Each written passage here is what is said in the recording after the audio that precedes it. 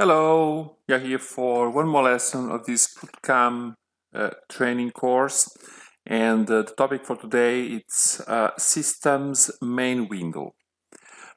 This will be a description of features that are in what we call the main window, which is this global interface.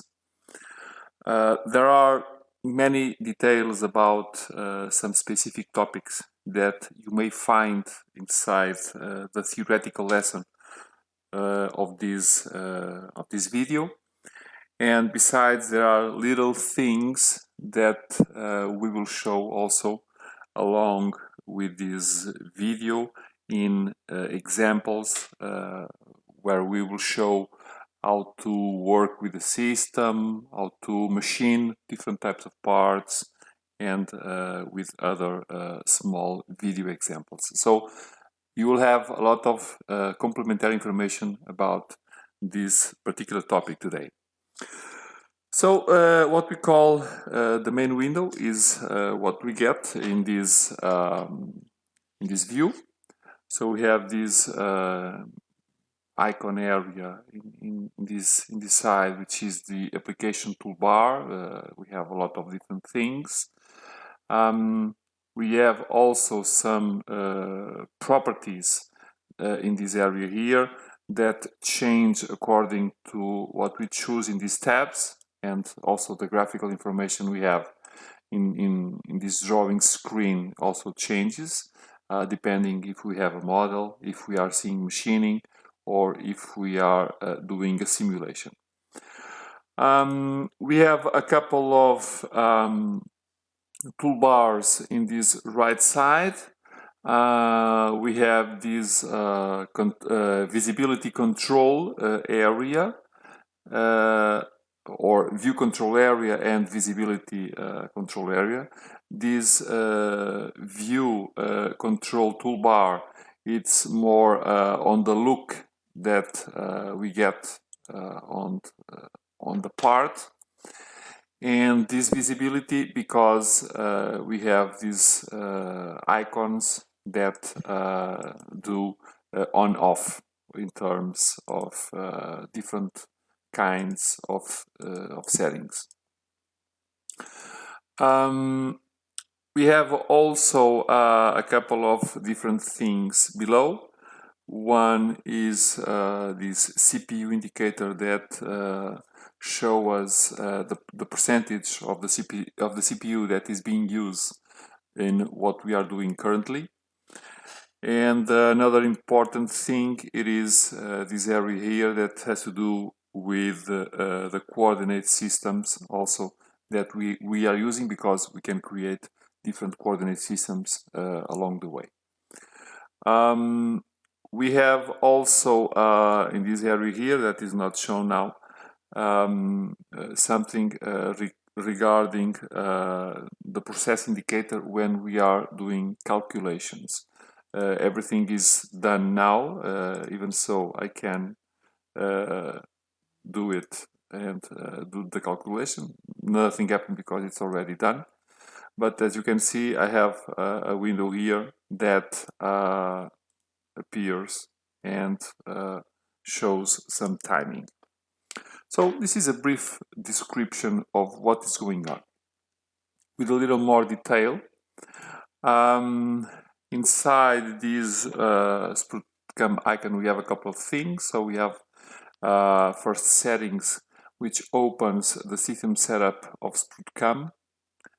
We will see this in detail on the next lesson. So for now, simply have this idea that we can configure or set up all these settings. We have also a window called About, which opens this entry screen where we see the version of SprutCAM, in this particular case version 12. We see the configuration that our lesson has, and the build that we are working with. We can see also about the version. in particular, so we can see information about the license, how it is protected, we can do the searching for updates and so on. So there are a couple of interesting informations, and the kernel, which is also interesting in terms of we have installed it. License manager, information about your particular license, if it is activated, and what you have. So a couple of things around here, options for these licenses. Then we have a couple of different icons, like the one new file. We can open the last files that were used, or save, and if we do the save, we can do the save as, which is quite common in any software. We can export the 3D model or the simulation results in STL format, or we can export, if you have that kind of information in your model, drill points also. There are a couple of informations about settings, better saying, about Smart Snap, especially when we are dealing with the drawing. So it's a way that in terms of the 2D, we can activate this Smart Sketch, saying like this, which will turn some parametrics on the drawing. So when we turn this on, so we can get these lines, these points. So we will have lessons that will be specifically about this topic, so I will not lose too much time today showing these kind of things. We have also some geometric measuring in terms of different things. So we get this window here, so we can measure on the geometric model in many different ways by entities. We can measure on the part, characteristics, on the workpiece, on the job assignment, on the result, on the fixtures, and other options. So there are a lot of things to work in this particular icon. And we can measure also from one point to the other, and we will get this kind of information, which is also quite interesting.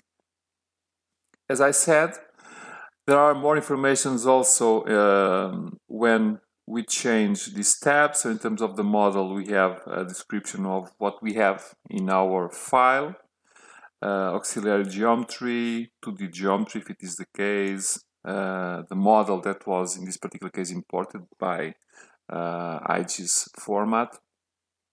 Then below we have this area that is a kind of sub-window of what we have on top. So it changes according to what we choose on top, and we have different settings here in this particular case for deleting, for changing color, changing visibility, so a lot of things.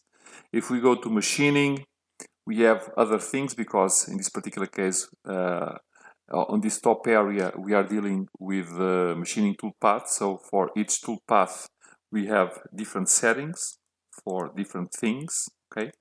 Again, we will see all of these things in detail. If we go in particular for the machine, so we have different settings also, and so on. And we can, every time we go to a different program, so we can deal with the parameters and see all the things that are around these parameters. Also in simulating, we have a different kind of information around here. So information to control what is going on, the speeds, and what we see. And below, the programs with everything inside. we have in this area here, this toolbar, what we call the working toolbar, it changes also according to the tab we are seeing. So machining, we have post-processor to post-process the information after being calculated. Report to create a report of what we've prepared in terms of toolpaths. So we have also a machine control panel, which is a very interesting feature, and we will devote some time on it. But basically, it's useful to control the machine, or what is going on the machine. So we will see this a little later. We have a graphic of the axis also, so we can see different kinds of information in terms of the rapids, of the working feed rate, and so on. So we can have some information in this window, which is interesting. We have a tool to verify and compare the toolpath with the result, which I'm not completely sure it is working, or it is or what is doing in this particular case. I'm not sure if it is calculating or not, but let us wait a little. And we have also a tool-rich inspector, which can have done an inspection of the tool holder in terms of the holder, to check the workpiece with the tolerance, the overhang that is needed, axis, and so on. So a couple of interesting informations also about this. Then, oh, it was on this side. Let us see if we can get now. Okay, we have it. It was on the opposite place. So we have this color legend showing differences on the material and on the part. So interesting information. In this area here, we have the possibility to control also the visibility. This is focused in revolution parts, which is not our case. So in here we have shades and wireframes and some controls about this. Views. So we have a possibility to turn these to particular views. Okay. So let us do isometric. Besides, we can control the part and what is seen with our mouse, which is what I'm doing now. We have a couple of views also, because we can split the views. For example, new view horizontal, so we can split this, and we can now close it to go to the original one. We can have also a control over the part, the machining results, and so part, the holder and tool. So we can control everything also in this visibility. So it's quite nice. Even the machine, if it is defined or not, the tool path or not. So there is a lot of interactive things. Finally, we can have also a very important and interesting thing, which is it's about the coordinate system. So we can create new coordinate systems in different ways. First, we can edit the active coordinate system, the global one, which is not what I want to do. So we can create different coordinate systems and having different configurations to do it. So I will create a new one in this position here.